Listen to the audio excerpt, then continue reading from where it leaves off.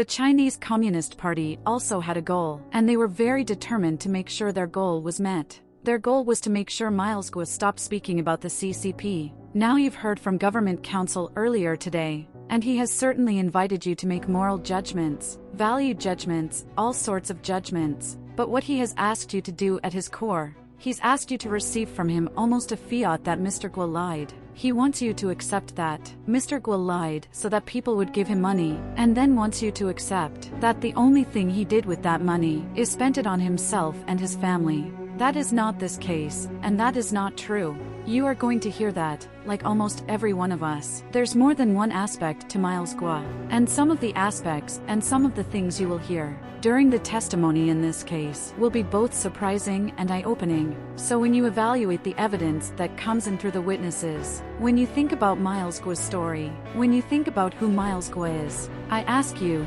keep in mind and conceptualize the world that he lived in, because it is not our world. Our world is not filled with surveillance, constant harassment, and constant oversight and disruption by the Chinese Communist Party. You will hear testimony in this case from government witnesses that Mr. Guo was forced to leave China. He was forced to leave behind his wife and his daughter. Both were arrested and detained in prisons in China for almost 2 years.